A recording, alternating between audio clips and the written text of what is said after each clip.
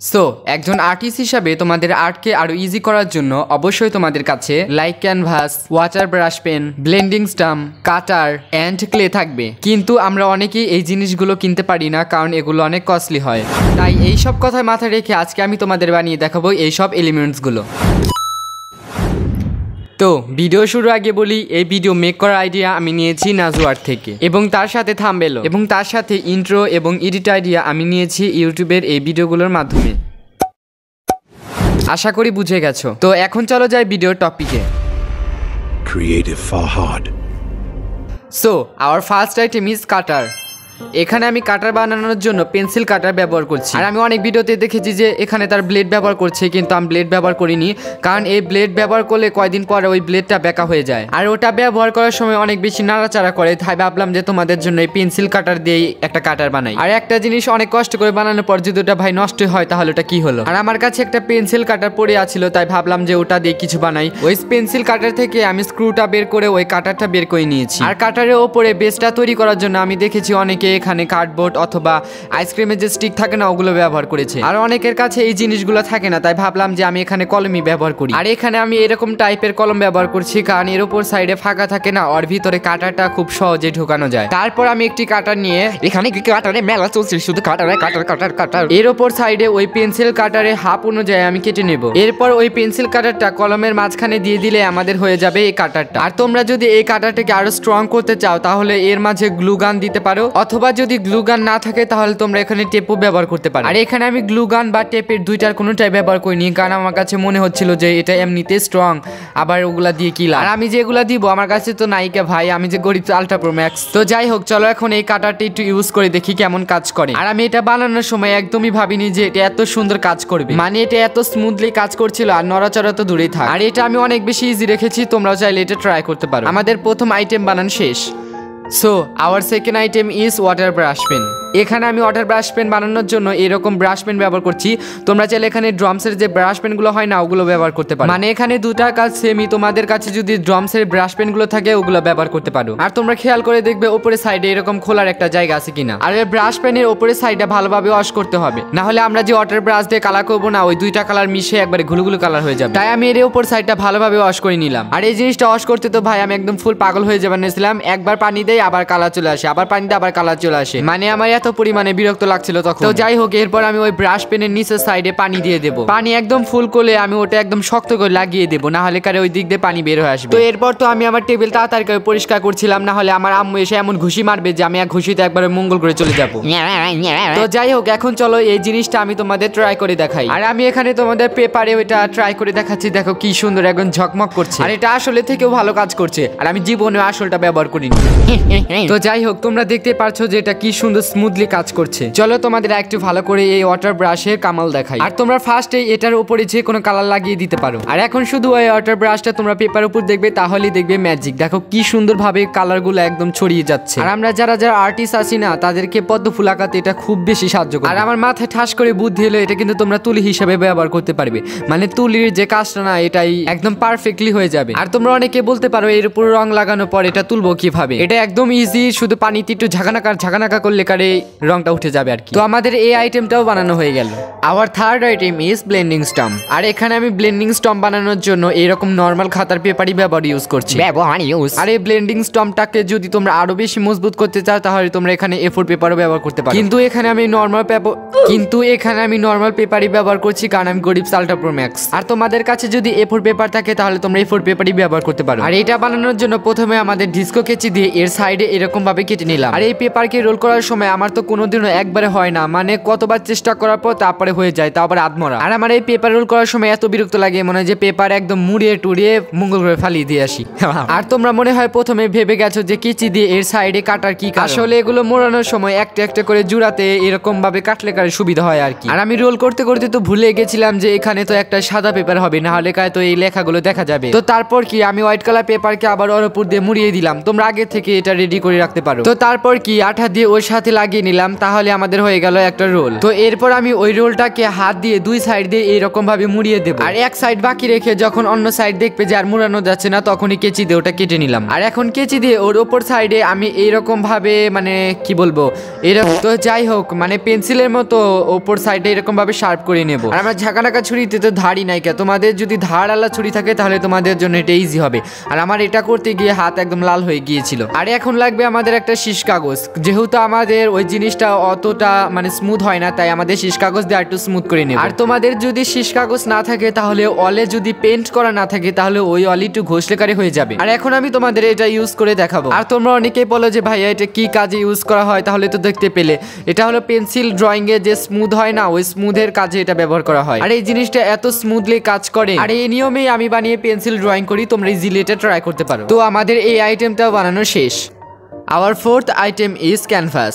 আমি এখানে ক্যানভাস বানানোর জন্য কার্ডবোর্ড ব্যবহার করছি। আর এখন বর্তমানে বাজারে যেরকম ক্যানভাসের দাম তার কই নেই, এইরকমই আমি গরিব আল্ট্রা প্রো ম্যাক্স, তার উপর যদি এত দাম দিয়ে ক্যানভাস কিনি তাহলে আমি গরিব খলটা প্রো ম্যাক্স হয়ে যাব। তো এখানে আমি ক্যানভাস বানানোর জন্য তোমাদের এখানে ক্যানভাসের মাপটা দেখিয়ে দিচ্ছি। আর এই মাপ অনুযায়ী তোমরা কার্ডবোর্ডে এই সাইজটা এঁকে নেবে এবং এই মোতাবেক কেটে নেবে। আর তোমাদের আগে বলি এই ক্যানভাসটা মেক করার আইডিয়া আমি নিয়েছি বাংলা ড্রয়িং স্টুডিও থেকে। আর তোমরা চাইলে ওর চ্যানেল থেকে ঘুরে আসতে পারো, অনেক সুন্দর সুন্দর জিনিস বানায়। আর এই ক্যানভাস বানানোর পাশাপাশি ওর চ্যানেলে আর্ট এন্ড ক্রাফট রিলেটেড অনেক কিছু দেখতে পারবে। তোমরা চাইলে ওর চ্যানেল থেকে ভিজিট করে আসতে পারো। তো কার্ডবোর্ডকে কাটার পর স্কেল দিয়ে এবং কাঁচি দিয়ে এরকম ভাবে একটু ক্র্যাশ দাগ দিয়ে দেব এবং তার মাঝে আমি আঠা লাগিয়ে চার সাইডে এরকম ভাবে মুড়িয়ে দেব। তো এখন ওই কার্ডবোর্ড ওই রকম শেপে শুকানোর পর আমি ওটা পেপারের উপরে একটু দাগ দিয়ে দিলাম এবং তার সাথে দাগ বরাবর হালকা একটু স্পেস রেখে আমি কেচি দিয়ে এরকম ভাবে কেটে নিলাম। আর আমি তাড়াতাড়ি করে টেবিলটা গুছিয়ে নিলাম, না হলে মার ঝাড়ুটা আর 2 সেকেন্ডের ভিতর আমার ঘাড়ে পড়বে। তো যাই হোক, এখন আমি ওর সাইডে আঠা লাগাবো, দেখবে শুধু ওর সাইডে আঠা লাগাবে, ওর ভেতর সাইডে আঠা লাগাবে না। এখন আমি ওই জিনিসটা শেপ অনুযায়ী কার্ডবোর্ডের সাথে লাগিয়ে নিলাম। আর যেহেতু ক্যানভাসের সাইডে ফাঁকা ছিল সেখানে তো আটকাতেই হবে। আর আমি অনেক চেষ্টা করেছি যে ফেভিকল আঠা দিয়ে আটকাতে, কিন্তু ওটা আটকানো যায় না। কিন্তু তোমাদের কাছে যদি গ্লুগান না থাকে তাহলে তোমরা ওই সাইডে টেপ দিয়েও আটকাতে পারো। আর যেহেতু আমার কাছে টেপ ছিল না তাই এখানে আমি গ্লুগানই ব্যবহার করেছি। আর এই ক্যানভাসটা এত বেশি সুন্দর হয়েছিল যে আমি নিজে দেখে নিজে অবাক হয়ে গেছি। তো আমাদের এই ক্রাফটটাও সম্পূর্ণ হলো।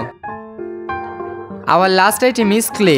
তো ফার্স্টে আমি এরকম একটা শেপের বাটি নিচ্ছি, কারণ এই বাটিতে আমাদের ক্লেকে মিক্স করতে হবে। তো এখানে আমি ক্লে বানানোর জন্য টাইলস পুটিং ব্যবহার করছি। আর তোমরা যারা যারা জানো না যে এই টাইলস পুটিং কি, তাদেরকে বলি এটা যে টাইলসের কাজ হওয়ার পর যে বাড়তি যে অংশ থাকে না সেটাকে ভরাট করার জন্য যে জিনিস ব্যবহার করা হয় সেটা হলো টাইলস পুটিং। আর এই টাইলস পুটিংটা আমাদের ঘরের যখন কাজ শুরু হয়েছিল তখন আমি একটু রেখে দিয়েছিলাম, চুরি করে রেখে দিয়েছিলাম। এখন তোমরা অনেকে বলতে পারো যে আমার কাছে তো টাইলস পুটিং নেই, তাহলে কি আমি ক্লে বানাতে পারবো? কোনো সমস্যা নেই, তোমরা এখানে চক পাউডারও ব্যবহার করতে পারো।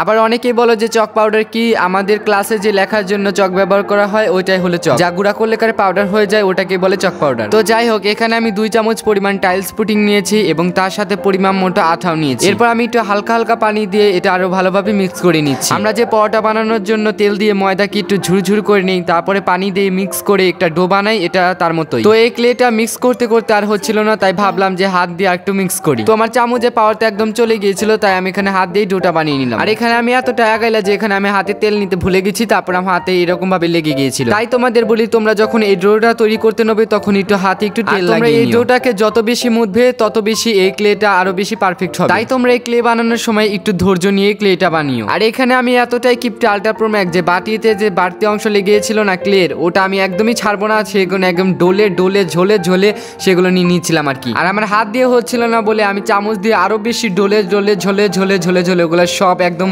ছাইরা নিচ্ছি। মানে আমার কোনো জিনিসও ছাড়া যাবে না, একটু যদি অংশ মানে ফোটা পড়ে থাকে ওটাও আমি নিয়ে একবারই করবো।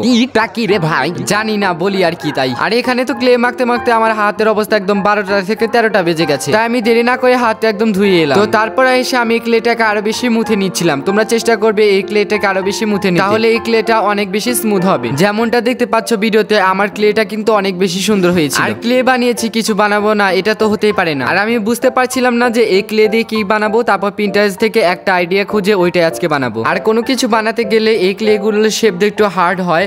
নর্মালি যে আমরা সুপার ক্লে দিয়ে একটা শেপ দিই না, খুব ইজিলি হয়ে যায়, কিন্তু এটা একটু বেশি হার্ড হয়। এগুলো একটা শেপ দিতে গেলে না কিরকম জানি ছেড়ে ছেড়ে আসে। যাক, কোনো ব্যাপার না, যেহেতু বানানো একটু এরকম এদিক সেদিক হতে পারে। এখন তোমরা অনেকে ভাবতে পারো যে এই ক্লে দিয়ে কাজ করা মনে হয় অনেক বেশি হার্ড, এটা অতটাও বেশি হার্ড না। তোমরা যদি এই ক্লেতে মানে শেপ দেওয়ার জন্য হালকা একটু পানি ইউজ করো তাহলে কার ওই শেপটা হয়ে যায়। আর এই ক্লেটা সুপার ক্লে থেকে মানে মাঝামাঝি নরম হয় আর কি। আর তোমরা ইজিলি এটা বানাতে পারো কারণ এটা অনেক বেশি ইজি। আর এই ক্লে দিয়ে আমি বানাচ্ছি হলো অক্টোপাস। অক্টোপাস বানানোর জন্য প্রথমে ক্লেটাকে আমি মানে একটা গোল শেপ দেবো, তারপরে কয়েকটা ছোট ছোট গোল শেপ দিয়ে ওর সাইডে লাগিয়ে দেবো, তাহলে আমাদের অক্টোপাসের বেসটা হয়ে যাবে। তো তারপর আমি এটা চোখ বানানোর জন্য একদম ছোট ছোট বৃত্ত বানিয়ে ওর উপর দিয়ে লাগিয়ে দিলাম। আর যেহেতু এই ক্লে দিয়ে অত ডিটেলসের কাজ করা যায় না, তাই এখানে আমি সিম্পল জিনিসই রেখেছি, অত ডিটেলস কিছু রাখিনি।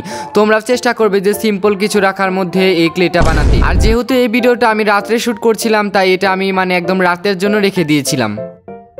তো সারা রাত শুকানোর পর তো এটা অনেক বেশি হার্ড হয়ে গিয়েছিল, তাও আমি আবার রোদে রাখলাম কারণ এটা অনেক বেশি হার্ড হলে কারে এটা ভাঙার আর সম্ভাবনা থাকে না। তো ভিডিও বানানোর সময় দেখি যে বিড়াল, তখন আমি একটু হাতটা নাড়াচাড়া দিতে কালে বিড়ালটা এখানে এসে শুকতে শুরু করেছে। তো ও এখানে মনে করেছিল যে আমি এখানে খাবার রেখেছি, হাতটা যে নাড়াচাড়া দিচ্ছি, কিন্তু এখানে কোনো খাবার ছিল না। তো এখন আমাকে ভেঙ্গায় চলে গেল।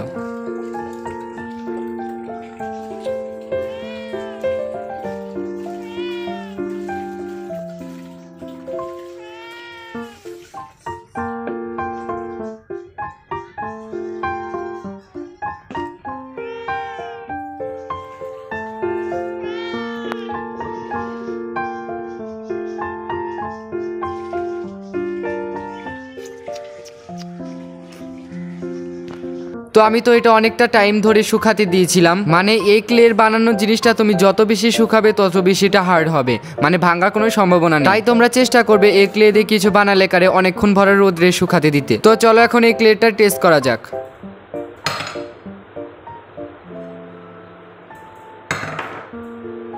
তো দেখেছো এই ক্লেটার কিছু হলো না, মানে একটু ভাঙেও না, কিছুই হয় না। যদি তোমরা আরো বেশি শুকাতে পারো তাহলে এটা আরো বেশি স্ট্রং হবে।